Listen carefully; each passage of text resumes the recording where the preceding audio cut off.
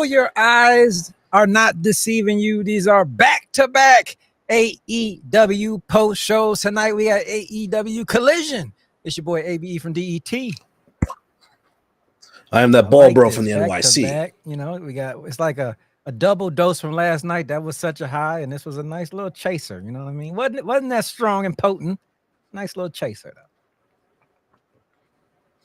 Yeah, it did what it had to do tonight, man. You know, following off an amazing episode of Dynamite. Some things progressed tonight. Some good in-ring action. Good show all around. But let's get right into it. We're going to get to it. I don't know if I want to spoil this, but I will anyway. Snow Jordan in a comment. What up, brother? Appreciate you joining us. He says, 5 stars for Nick Wayne winning. Yes, we will get there for sure. But let's start off. Beginning of AEW Collision, the Death Riders come out and destroy the entire ringside, pissed off from losing the night before. And Moxley looks the camera in the eye, if the camera had an eye, but he was looking at Joe's eye. And he let him know, Samoa Joe, me, you, one-on-one, it's going to happen. Maybe, does it look like they're headed? Did they say double or nothing, or it just feels like that's where we're headed? Yeah, they didn't say a specific event yet, but, I mean, that's the next pay-per-view, obviously, next month. So, I mean, yeah, maybe that's the next route that they go for the heavyweight title. Joe and Moxley, I wouldn't mind that as a one-off, one bit. Makes sense. Joe put Mox to sleep last night, so that's the obvious direction. Definitely. This was a solid open, though, man. I like the aggression, the anger from the Death Riders, Marina not even coming down with the belt. They were all business to open this show. Some people don't like Moxley's run. They don't like Death Riders. I've been entertained. In the beginning, not so much, but I gave it time to cook. And I enjoy Jon Moxley being the antagonistic heel, you just can't wait for him to lose. And when he does, just imagine, pro wrestling fans, that's where the magic is. That moment, they are building up to that. And whoever dethrones him, it will be absolute, as the IWC likes to say, cinema. But yeah, good opening. Very good opening. And like you said, man, whether you like Moxley's reign or not, they're clearly going for, it's all about the journey. In the end, it's taking us to that conclusion. Hopefully, in a couple months, all in a couple moving pieces right now. But we'll just gotta let it play out for a bit. But yeah, I think Mox and Joe, the next likely program for the World Heavyweight title. But yeah, I love seeing just them coming out the night before losing. That's their first. They're showing the signs of their first cracks in a sense, like they lost the trios title. Armor. That's what and. Exactly. They're not invincible anymore. They are vulnerable, and that gives a lot of the AEW locker room a lot of hope going forward that, Mox's reign of terror, per se, might be coming to an end sooner rather than later. But I like where they're going. They're heating up just fine right now. And yeah, man, can't wait to see what they got in store next. But next up, Kevin Knight defeats Lance Archer. Who is Archer? But anyway, Lance Archer, he defeats him. I like Kevin Knight. I like what they're doing with him. I like the whole role that he's on right now. And just keep it rolling, man. Anytime you get a black wrestler shining in professional wrestling, I am all for it. A friend of mine, she watches the indies a lot, and she was just telling me so much about him. Like, you're going to enjoy him in AEW, and they really let him get loose. He's going to be an incredible asset to the company, and I could see it in every match that he's had so far, and tonight was no different.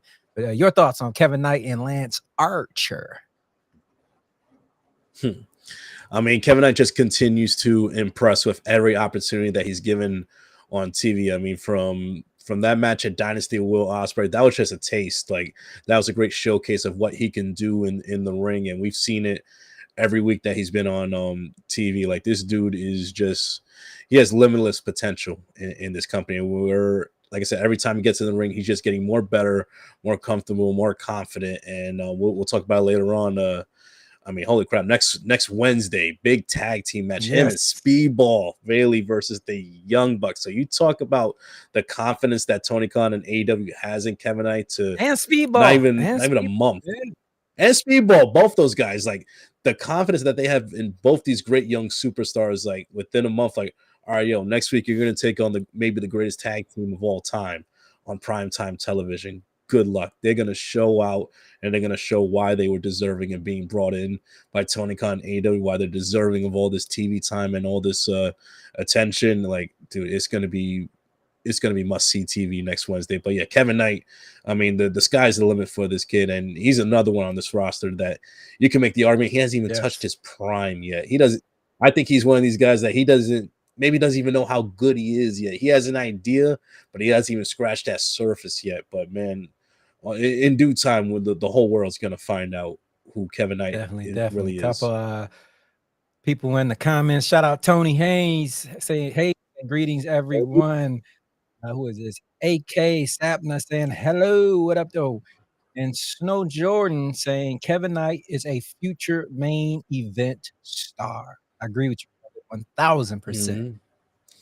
Absolutely, man. We thought it was a one-off last night, but clearly it was not. Josh Alexander is officially in the Don Callis family, and him and Takeshita defeat Rocky Romero and Tomohiro. But afterwards, Trent Beretta returns and attacks Tomohiro with Rocky Romero as the Don Callis family comes back.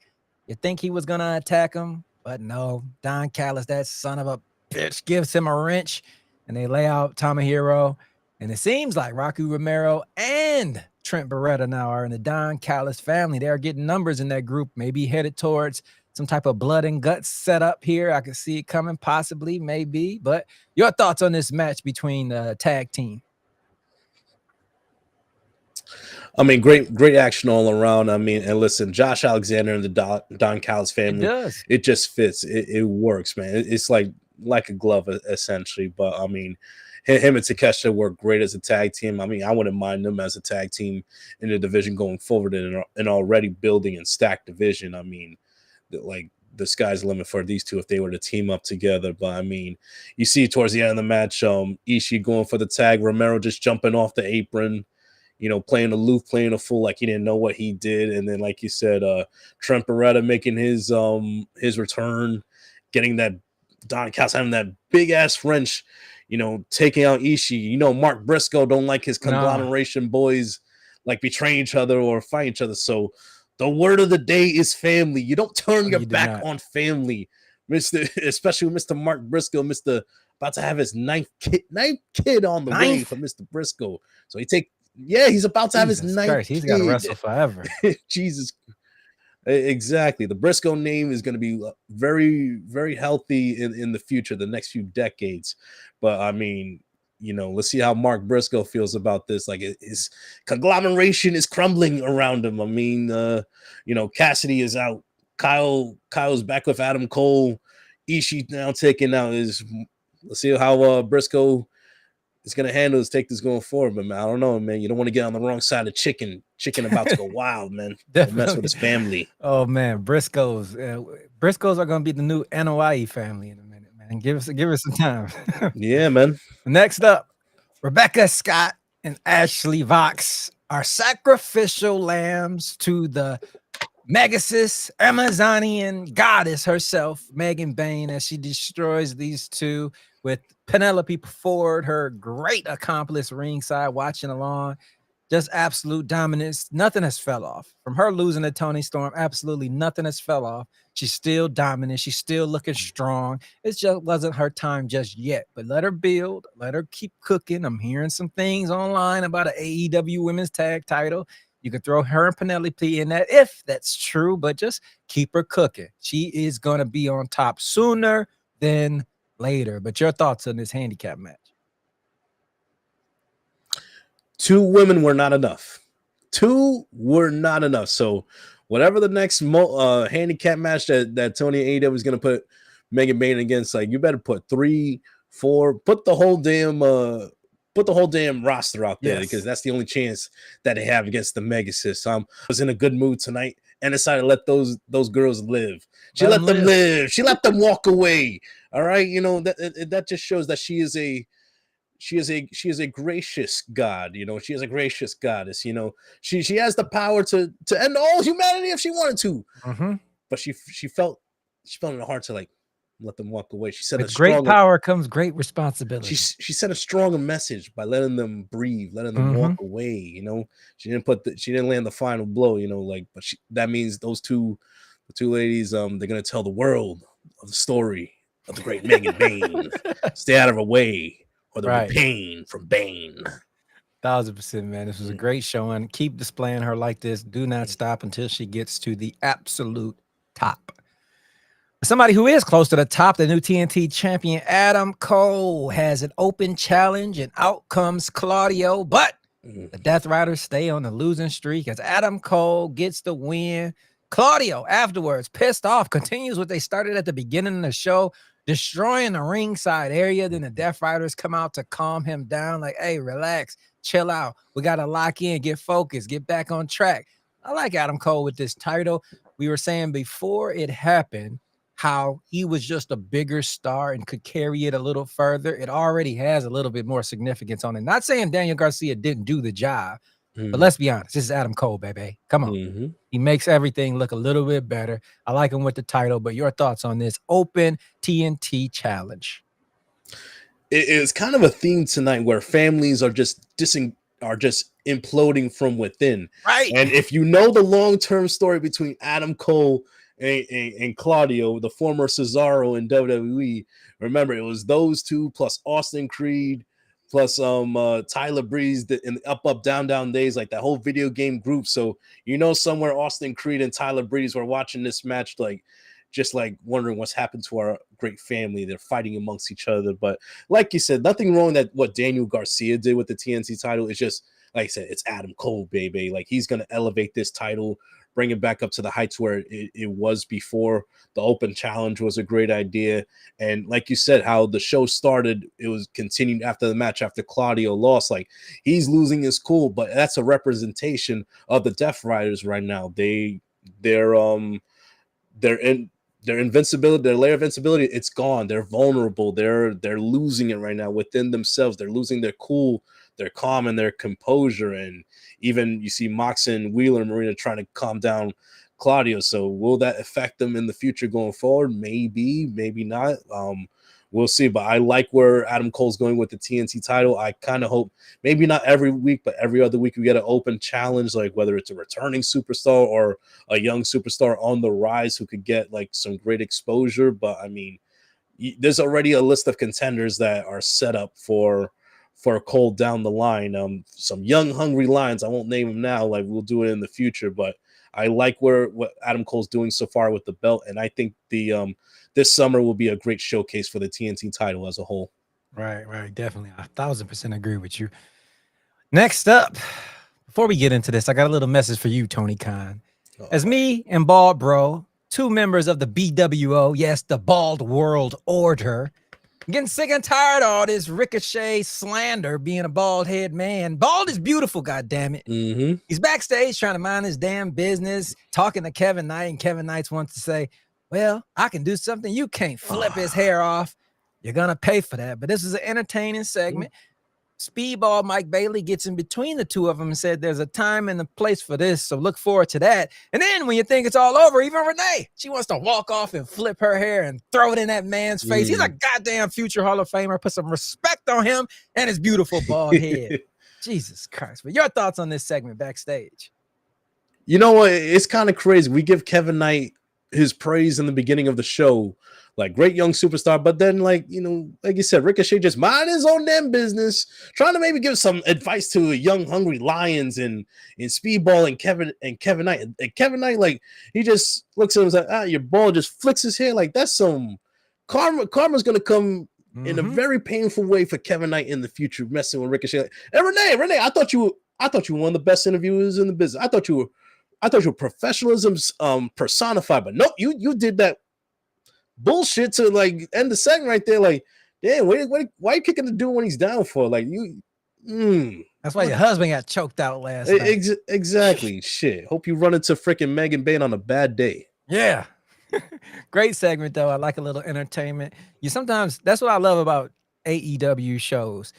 You don't get entertainment so much as the main segments. They're just little sprinkles around a bunch of professional wrestling. That's what this is, a sport. You know what I mean?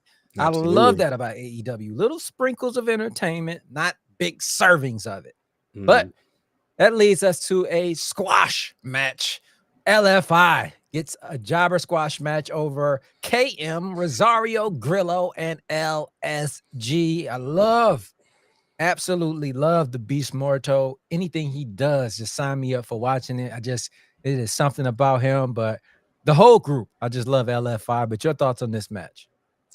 I mean, good squash match for what it was, but listen, bigger picture, I need more from LFI. Like, I don't know what's going on. I need more. Yeah, like I need more of the bull, man. I need him like more on. There's so much for him to do in the TNT title picture, the international title picture. Like, we need Roosh to be more of a consistent presence, whether it's Dynamite, whether it's Collision. I mean, he is too good and talented to not get more TV time, to not get more opportunities on screen, like whether it's in the trios division against the new trios champs in the ops, or like I said, get Roosh involved in that TNT title picture, the international title picture, something. Like, this guy is too good to not get barely any TV time recently in the past few months. But like I say, it's a good start tonight. Anytime Beast Mortis is on my screen, that's always a positive. But yeah, like we need more Roosh. I need Roosh to be more of a factor, be more featured in on AEW programming going forward. 1000%, man. 1000%. Good squash match. You need Mm-hmm. squash matches from time to time to keep Yeah, man. strong people looking strong. Mm-hmm. You know? Anyway, next up. This was the surprise of the night for me. Yeah, what? Nick Wayne defeats Commander and is your new and youngest Ring of Honor World Heavyweight Champion of all time.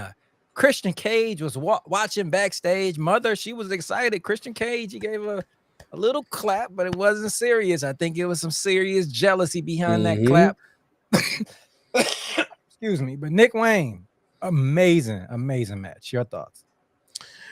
Like you, man, that was a surprising night for me. Like, when Nick won, got that 3, I was like, oh shit, he won. But this is perfect storytelling right now. If you are paying attention to the little bit of dissent within the patriarchy right now between Nick Wayne and Christian Cage right now, Christian put Nick Wayne on the spot. He's trying to keep him busy, trying to keep him ready for that Best of the Super Juniors New Japan tournament. So he got him in this match. He got the title match, and guess what? Nick Wayne delivered. Yeah. He got the clean victory over Commander. I mean, shout out to Commander. That dude's been a baller, man. He's a hooper. Like, he's another one you put on my TV screen in any situation. He's gonna show out. He's gonna ball out. But Nick Wayne, like you said, the youngest Ring of Honor television champion of all time. But this is something that Nick Wayne could use against Christian Cage. Like, see, I kept my word. I'm a champion. Where's your gold? Why aren't you following through on your promises? This is going to further the divide potentially in the future within the patriarchy. But it's great storytelling. It's going to push along that narrative, that story. Like, now Christian is kind of on the hot seat. Like, he has to start delivering. Mhm. You're the father figure of the patriarchy. If you keep losing opportunities at bringing gold to the family, they're gonna look at you like, why am I following this guy? Like, when I'm doing Definitely. fine on my own. And I don't care what it says. I love Nick Wayne's like facials, man. Listen, he reminds me when I used to coach high school football, like walking the bathroom, catching the kids, doing extracurricular activities. Like, I didn't do nothing. Like, dude, it's in your hand. Like, Right. come on, man. But that's a story for another day. But yeah, congrats to Nick Wayne. Like, he's another one. 20 years old. This kid's 20 years old. I mean, it's insane the amount of young potential that this company has. That, like I said, with other guys, like, they haven't even touched their prime yet. They don't even know how good they are. Yeah, but that's what I love to see. Like, this company has the next level of stars ready in the next 5 to 10 years to take over. When the old guard passes, the new ones will be ready to step up and take charge. But man, great showing from Nick Wayne tonight. Definitely youngest champion. He may not even understand this reference, but tonight is definitely Wayne's World. Party time. Excellent. A lot of people don't get. I just showed my age there. But anyway, Yeah, it's all couple good. comments in the chat. We got Kevin is nice though. Sick horror. You 1000%. I agree with that. Kevin is absolutely great. What's going on with Hobb or whatever the name is? They should have left with you mean House of Black. They should have left with Aleister Black. I like where they're headed. There, if Buddy wasn't hurt right now, I think they'd be doing more. So give him a little time to cook. Yeah. Snow Jordan says fantastic match and a preview of AEW's. I'm not 100% sure. Main event scene, maybe. Oh, main event scene. Yeah. I see the next comment he has. Oh, I see. Main event for 10 years. Oh, there we go. Main event for the next 10 years. And I won't even try to pronounce your name, but hey, you right there, you see your comment. Thank you for joining us tonight. But next up, after that, man, I love Julia Hart's entrance. It gets me every time just because I like to consider myself the type of fan I can see a star from the beginning and know they have what it takes. When I saw Julia Hart, I thought she would never be a star, and I like being fooled. I love Julia Hart's presentation, she has grown to be, but this wasn't about her tonight. It was her and Chris Statlander. They defeat Harley Cameron and Mercedes Moné with her next opponent, Jamie Hayter, watching backstage. They're about to have a damn barn burner for the Owen Hart Cup tournament. That would be absolutely amazing. And afterwards, Toni Storm was even there on commentary doing excellent job. This woman is just, whatever it costs to pay her to keep her in AEW forever, I'm sure they will. She is just a treasure that was found. WWE made a huge mistake not tapping into her potential. But anyway, one man's garbage is another man's treasure. She was ringside. Look, Chris Statlander face to face. Maybe symbolic of her might be getting that rub to go on to fight Mercedes Moné. We might see it, we might not, but I just like it. Everything about this. And once again, Bald Bro, we've been saying this almost week after week after week. Women are taking over professional wrestling's main event scene. And I love it, man. Your thoughts on this one? AEW doesn't mean all elite wrestling. It means all elite women. All elite women. We saw it on Dynamite yesterday with Athena Mercedes kicking off the show, and now we see it with this tag match tonight of them main eventing the show.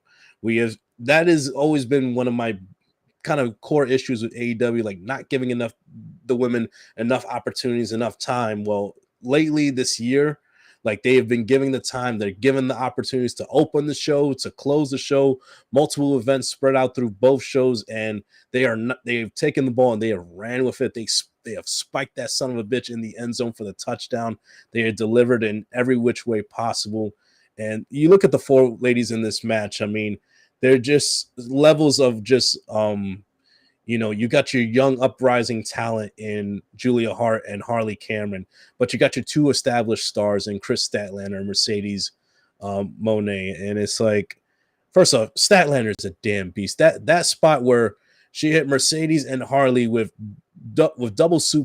three double suplexes back to back. Eddie Guerrero style. I don't think I've ever seen someone do three of those double suplexes in a row. Three amigos, they call it. Yeah, the three amigos. I've never seen that. Like, she is a damn beast. Like, all the love in the world, Statlander. Her and Hayter next week on Dynamite are gonna put on it's gonna be a fight, essentially. Like, they're gonna beat the crap out of each other for the privilege to face Mercedes in the Owen Hart final. I mean, I can't wait for next week. But I mean, listen, Toni Storm on commentary is always money. I mean, she, like you said, she's been one of the MVPs ever since signing with AEW. Now she is perfect in every which way, and whoever she faces at All In for the title, they're gonna deliver. They're gonna give you an incredible match, an incredible moment that you'll remember for a long time. But once again, all elite women are showing out. But man, real quick, the pairing of Mercedes and Harley Cameron, that is a pairing I did not know that I needed, but I need to see them every week on my television. And shout out to my boy Light Skin Gaijin, who said to earlier before I jumped on here, they might be the modern day Rock and Sock connection. That's a damn good reference. I mean, think about it. Mr. Socko is what the Monet puppet in a sense. Like, I mean, they just work well with each other. Like, the chemistry of them just bouncing off each other. It's perfect, from their backstage segments to them in ring. Like we talked about potential women's titles in the future. I know you said like maybe Megan Bayne and Penelope Ford, but man, Mercedes and Harley with those belts as well. Like I said, the pair, it just works. It fits. Like, don't tell me Mercedes does not elevate talent around her. Harley Cameron was here. She's already signed. Every time she's with Mercedes, she just keeps going up and up and up, elevating. Like, she is a future star in the making.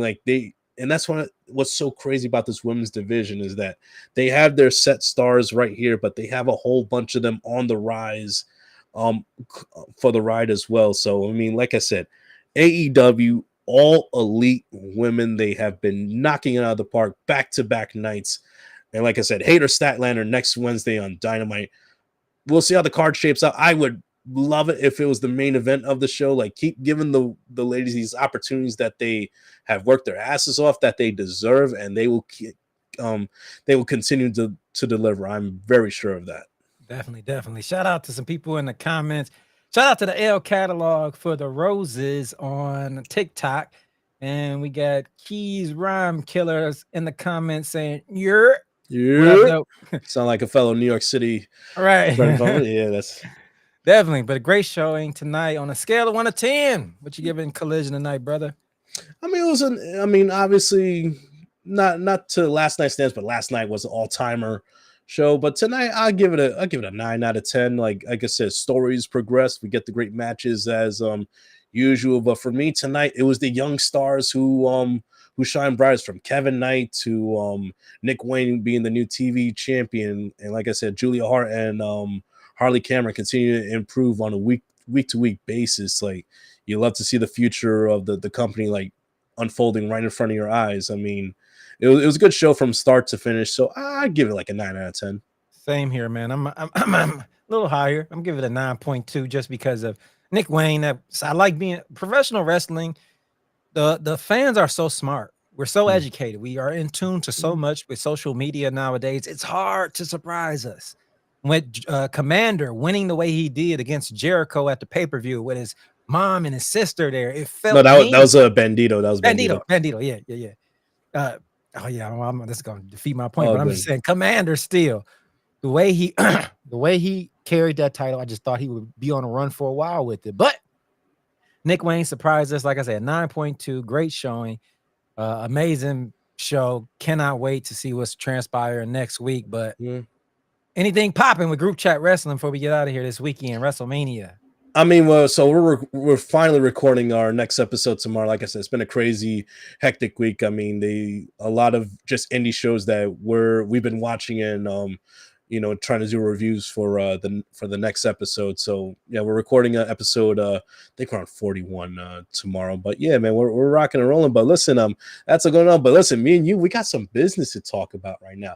NBA playoffs are around the corner. Yes, my New York Knicks versus your Detroit Pistons. And you know what? Like, little clip of a moment right here. Like, listen, I'm a Knicks fan. You're a Pistons fan. Listen, I love you, brother. But listen, all I got to say is, listen, I don't care that it's Cade Cunningham, John Hamm, Mia Hamm, the movie I Am Sam.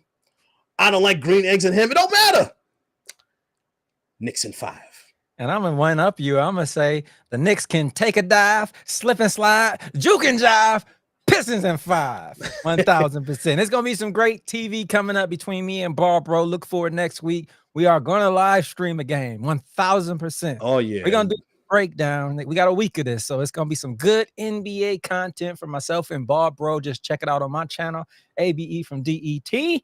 And this weekend, we all know this is an AEW show, but this is professional wrestling, ladies and gentlemen. I don't care how shitty they are booking this build-up. It is WrestleMania. This is a time for family members to come together, have a beer, eat some wings, and just enjoy wrestling, even if it's not high quality like AEW presents. It's still just a time to get together, have a good time. So the bill may not be good. You may not have something you're looking forward to. Just look forward to being with friends this weekend, enjoying some pro wrestling, and having a damn good time. And if you're in the Michigan area, you already know, Saturday night we'll be downtown Buffalo Wild Wings. Sunday, we got so crazy with the tickets, we had to move the location. Now we are at the Post bar, downtown Detroit. You know how they get down there. So it's going to be crazy. Nice. Tickets only $5, getting close to selling out. And I think tomorrow it's going to happen. So if you're looking to just show up at the door, it's out of my hands. Both venues have warned us.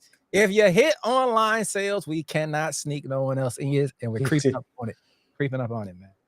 But yeah, that's it for us. Next time you will see us will be tomorrow night. The go home show for WrestleMania SmackDown. Whole crew will be there.